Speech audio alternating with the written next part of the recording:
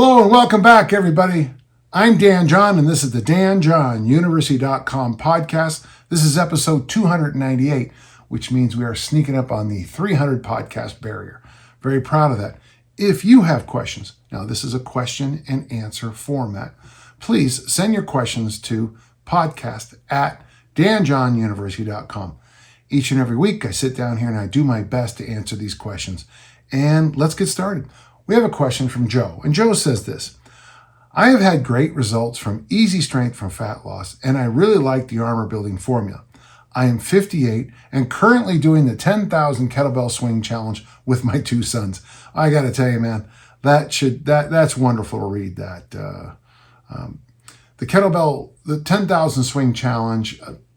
I don't know if it's a good workout or a bad workout, but by the time you get to 9,500 and your last day to go, you've done a lot of work. You've climbed a mountain, and good job for you. My question for you is this: have you ever experimented with using the Landmine for any variation of press or any other exercise related to the push, pull, hinge, or squat? I am curious to have any advice or insights that you might have. Yeah, the Landmine wasn't really part of my career. I'd like to say something brilliant, but I really don't. Mostly when I first learned it, I learned it in either Nevada or Arizona, and Pavel taught me. And at the time, the exercise was called the Russian twist. And, he showed it to me. Of course, he showed me the super tension style of it, which I thought had value. I've seen people do a lot of presses with landmines and brag about their numbers, but anytime anything hits the set in the floor or on a rack, it's a little harder to judge it, lift by lift. From what I've seen, I think there's value to the landmine in the row. I think there's whatever that weird, it looks like the hammer strength incline, that angle they have there. Oh, and the other thing I like about the Landmine, I should say, is I like the fact you can have that neutral grip on it versus this or whatever. I think that's an advantage. So the one arm row, the one arm, that incline press that you do with it, I think are pretty good. Obviously, I've tried the Russian twist. I thought it was eye-opening. All the other stuff, I just don't know. But Joe, just remember with me, I like barbells, I like kettlebells. I like the basics. And, I was at a workshop not long ago, and an inventor of a thing came over all bouncing and all excited and wanted me to try out this piece of equipment. But really, in 1974, and I've mentioned this before, I read an article by Dave Davis. I was at San Francisco State, and I was supposed to be preparing for a biology assignment, but I was screwing around in the journals area and read Track Technique. I think it's the May edition of Track Technique. And Dave Davis talks about combining the Olympic lifts with the power lifts is all you need to do. And later he mentioned, getting some jogging in. I would, of course, probably add suitcase carries or farm walks or sled pulls or hill sprints. But I'm pretty much a guy who likes the classic lifts. I don't think there's anything wrong with all the new equipment that's come out, but it's just not something I've used much. It's another one of those exercises I put in that realm of if you're overcoming an injury, or if this is the best way for you to do something, do it. But I would still teach, a junior high class, the basics, the foundational movements. So I wish I had more to say about this, Joe, but I really don't. But there are a lot of people who have a lot of respect for the Landmine. And so all I can say is, your mileage may vary. Okay. Thank you. A good question. Gary asks a question. I'm 63 years old and approaching retirement with a strong interest in becoming a trainer at a local big box gym. My focus is less on income. That's always a good idea when you get into the fitness industry. If you decide to get in coaching, what's the joke in coaching? What's the easiest way to get $1 million in coaching? Start with 10 million. My focus is less on income and more on promoting strength and longevity in the 50-plus-year-old community. And I got to tell you, Gary, there's no question about it. I think progressive resistance exercise is the fountain of youth. I have all those longevity books over there, but none of them, none of the magic pills you take or getting blood from your children or anything like that, which is a thing, which is hard for me to say out loud and believe, is better than just lifting weights. And the earlier you start, the better. Lifting weights is a lot like retirement savings or savings of any kind. The earlier you start, the better. I've benefited immensely from a decade of training with a skilled coach who used your Pavel and similar programs. My approach emphasizes the fundamentals: push, pull, hinge, squat, and heavy carry, walking, cycling, while prioritizing low-risk strategies for healthy longevity. See, I hope everyone's listening, Gary, to that. I like the idea you got low risk. And, we talk about risk to reward and cost to benefit all the time in the weight room. In my workshop, I have a little book called, this wasn't planned, but there it is, The ABCs and Fs of Strength Training. I think it's important to say, okay, this exercise gives you massive rewards, very little risk, but that exercise, lots and lots of risk, and I just don't see the value of it. The local gym requires a certification to start.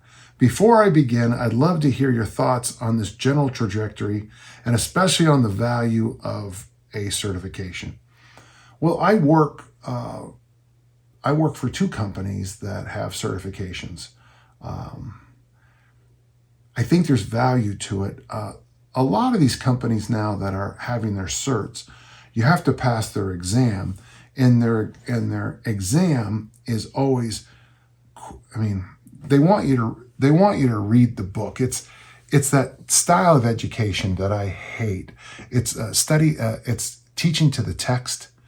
I think you can figure out whether someone can teach or coach in minutes when you watch them in real time. I have watched some brutal coaching in my career, and I've watched some brilliant coaching. I was very lucky in my career to have phenomenal coaches. Now, if your gym requires the certification, now there's one other thing you do: just open up your own gym.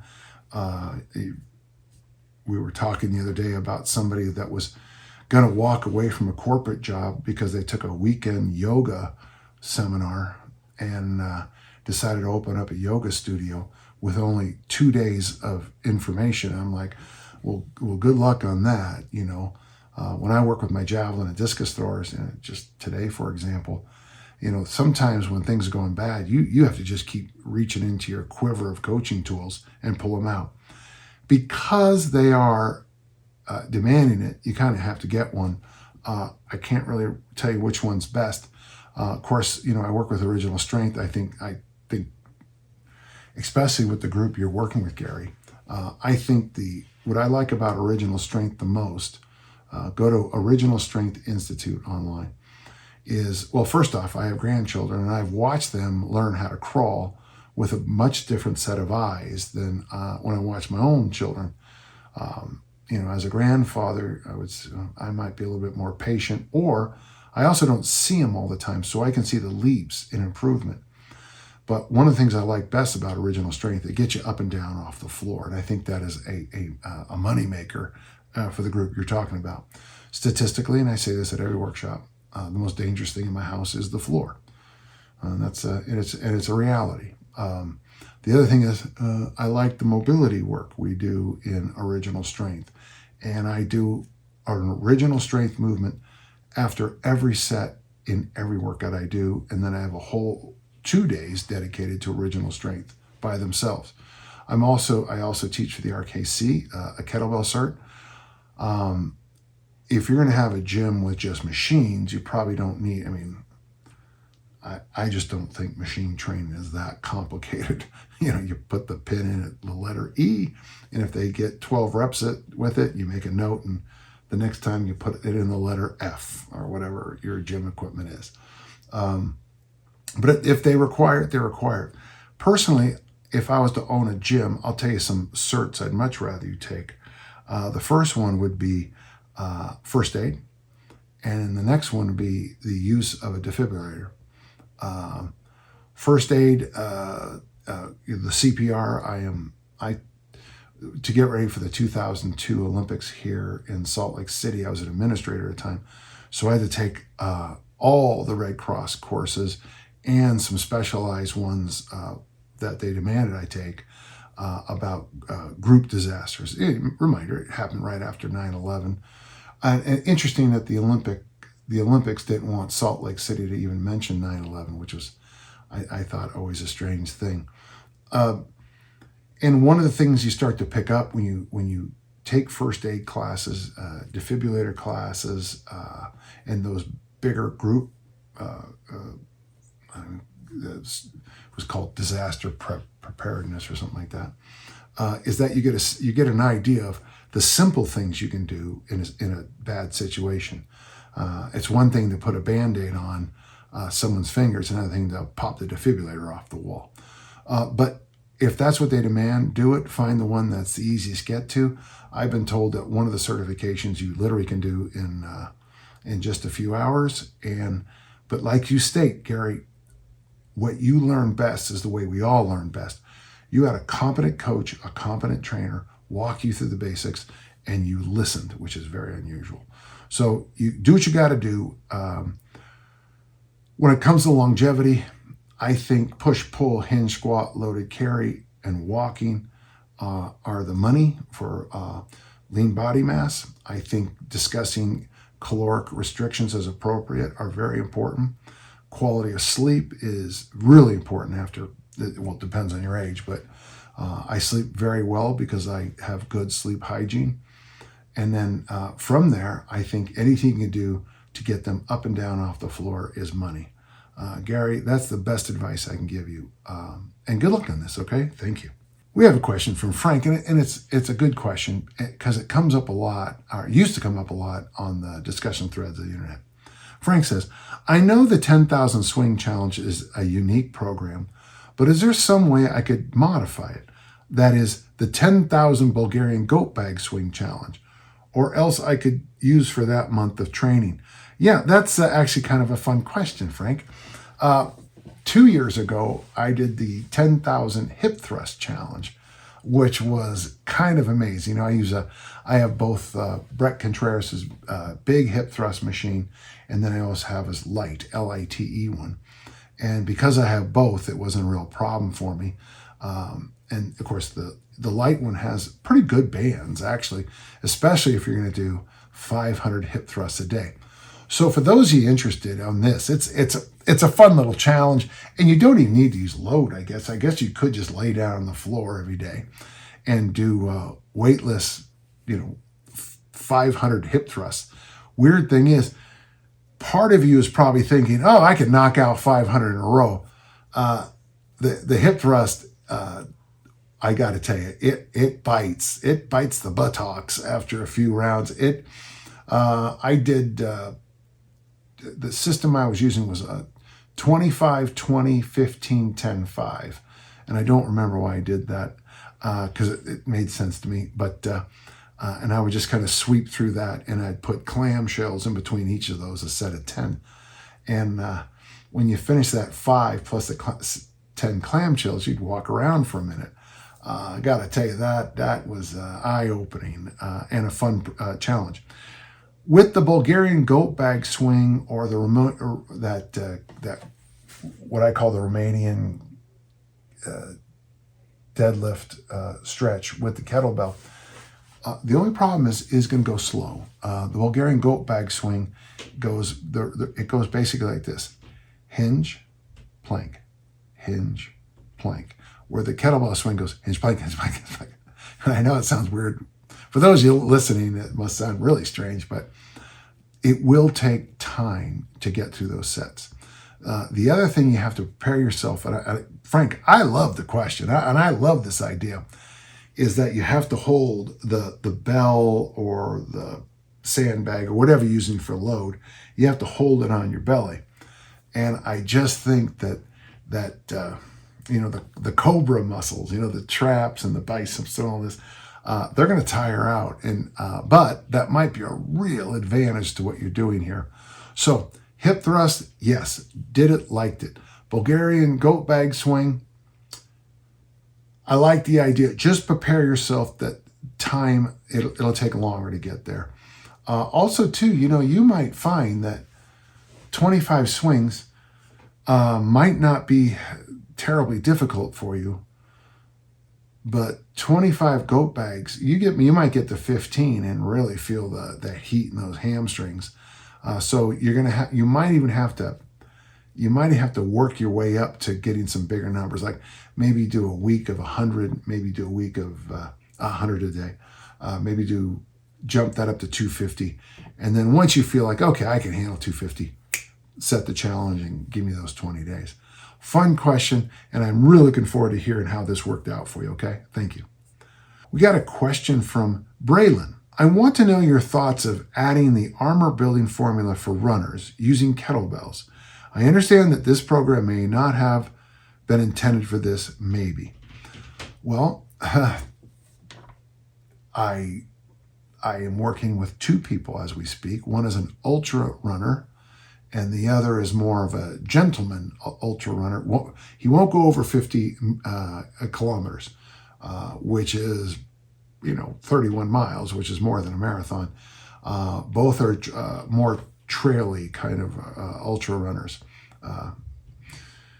And one of the things I recommend to them is I like the armor building formula for them. And the fact they say that to make it as a trail runner, you do need lifting because, you're required in some of the races to carry a lot of your own gear.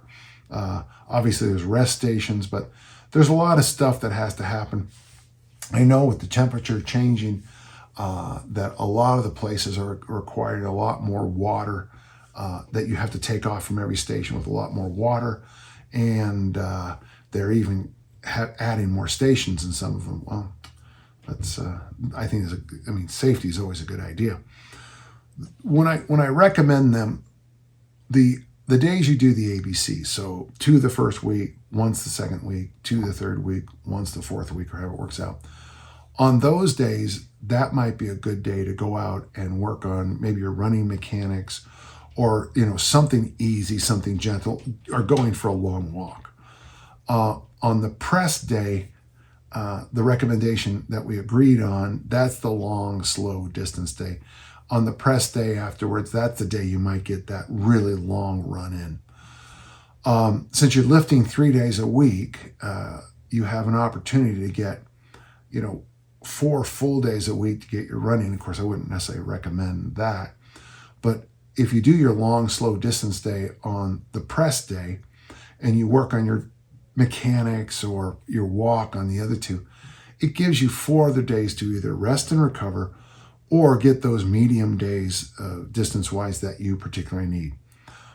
Always remember that I'm from a track and field family, and track and field adopted weightlifting probably sooner than any other sport besides bodybuilding and Olympic lifting.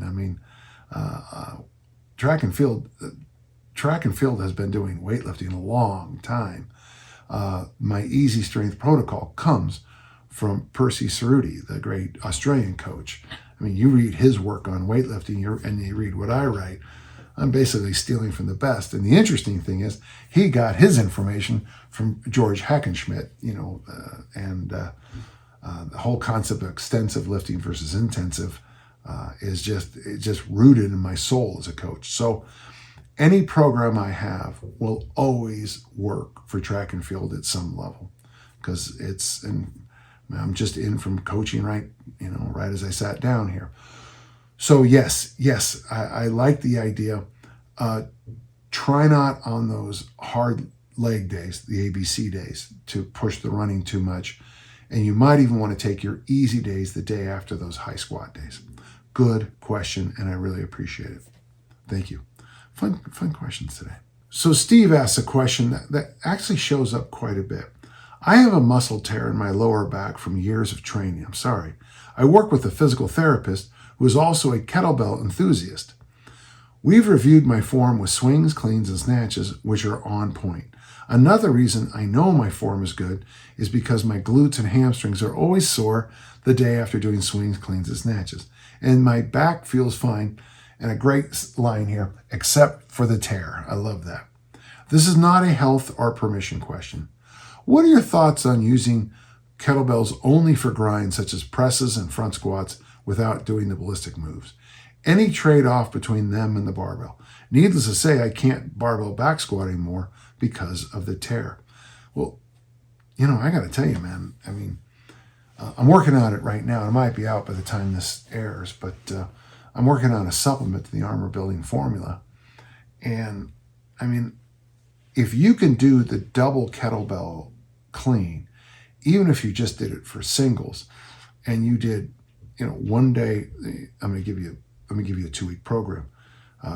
Day 1, week 1, one clean front squat workout, double kettlebell front squats. Week 1, day 2, one clean double kettlebell presses. Week 1, day 3, front squats. Next week, you'll go press, front squat, press. I love the idea, especially if the double cleans aren't bothering your back. I got to tell you, and I've said this on this podcast, I think the double kettlebell front squat is one of the least appreciated movements in all of weightlifting. When those weights are just tugging down, sliding, and you have to squeeze to hold them back up.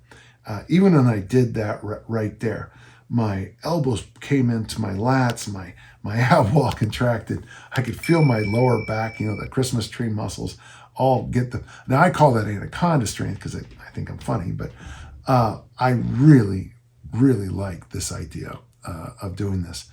I think in most of my career, and even though I'm an Olympic lifter, in most of my career, I've emphasized the grinds, because that builds you hypertrophy, bodybuilding. It builds your powerlifting.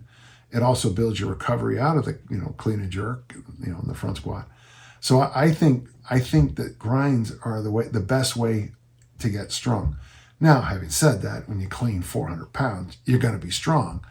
I tell you, when those big weights hit you, you stay hit. But yeah, I think it's a really good idea. I love the double kettlebell front squat, and I have 4 variations on the press. And let me just kind of explain them real quick and play around with these over time. So there's the classic double overhead press, right? Boom, both hands. Then there's what's called the seesaw press, which I still think is not appreciated as much. And of course, the walking seesaw press, when you get, you kind of have that stride and press, it's fantastic exercise. The next one is where you have 2 kettlebells here. You press with your right arm, bring it down. You press with your left arm, bring it down. And that's the classic alternating press, which most of us turn into a seesaw press. And the 4th variation is what I call the touchdown press. Both hands extended overhead. You bring down one, press it back down, and leave it up there.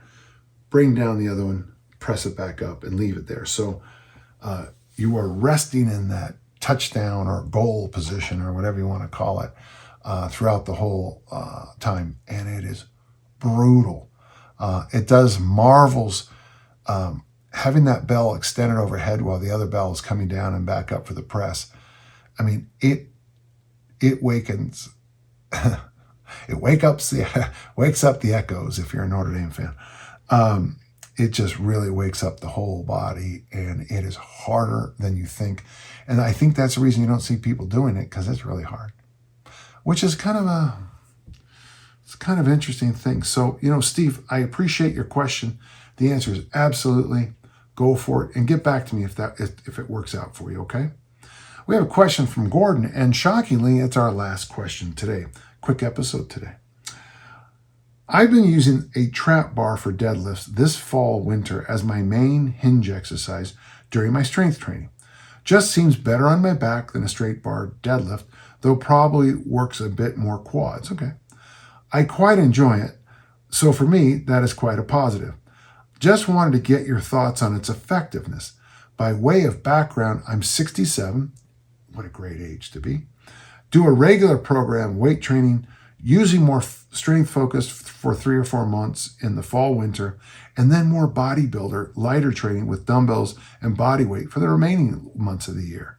High reps as I move to summer, where I hike a lot. Well, I know the question's about the trap bar, Gordon, but I just want everyone to hear what Gordon did here, and I like it. So in the fall, which I consider, maybe it's because of my background in teaching all those years in American football, fall is the most disciplined time of the year. That's when I like to fall really strict programs, is in the fall. In the winter, go heavy, go hard, go home, just like you, Gordon. The stronger, the heavier lifts. And when spring comes around, you start moving more. If you're a kettlebell enthusiast, that might be the time to, start doing the ballistics more. If you're an Olympic lifter, start, if you live where I live and train outside, that's when you start snatching. It's a good time to start sprinting and running and just living life, and then enjoy the benefits in the summer. So Gordon, before I even answer your trap bar question, I like what you're doing. One thing, for those who aren't in your late 60s, like Gordon and I, you'll be really happy in your late 60s that you did work for your mobility, you did work for your body composition, you watched your calories, you got good sleep, you took care of business, you wore your helmet, you wore your seatbelt, and all the rest. I'm so glad I learned so many sports as a kid and so many different kinds and styles of weightlifting, because if I wake up with a crick in my neck, or I sleep on my shoulder funny, or I get T-boned in an auto accident, I have a toolkit of training I can fall back on instantly. I'll still be angry, I'll still be mad, but at least I can keep training and stay motivated. So Gordon, thank you. As for the trap bar, I remember when it first came out, and it was kind of a secret weapon. And then, as I recall, Bigger, Faster, Stronger took the original, I think it was called the Gerard trap bar. If I'm wrong, I'm wrong. And then Bigger, Faster, Stronger got it. I don't know if it's patented or not. I don't know. And then they had it flip around for taller athletes too, which I thought was a really good idea. And now, of course, they have the kind that you don't have to step over. They have a step through. Well, you talk about getting lazy, is when you're too lazy to put your foot over that little, the trap bar, how it's got those little other things. Yeah, I don't know. But I think, now my brother Gary loves the trap bar, and he gets a lot out of it. Personally, I don't do a ton of deadlifts. The ones I do are are deficit deadlifts. I like those a lot because I think I can make my hamstrings really work if I'm not doing kettlebell swings or barbell Romanian deadlifts. Right now I'm doing barbell Romanian deadlifts 1 day a week, so I've dropped the deficits out for a while. But again, not long from now, I'll switch those around. I like it. My knock on the trap bar always was, even though we got ours for $59 at a garage sale, is that you can do the trap bar deadlift with it. You can do loaded carries really well, and you can do shrugs, but everything else is, I've had people say, oh, you can do this and this and this, but it's usually kind of like, but for me, I think the best thing you can do with the trap bar is the farmer bar. I think the trap bar, farmer bar is genius. It's easy to load. You only have to load one thing. It's easy to get extremely accurate on how much the load is. I've got competition farmer bars, and trying to get the loads to balance, it's hard.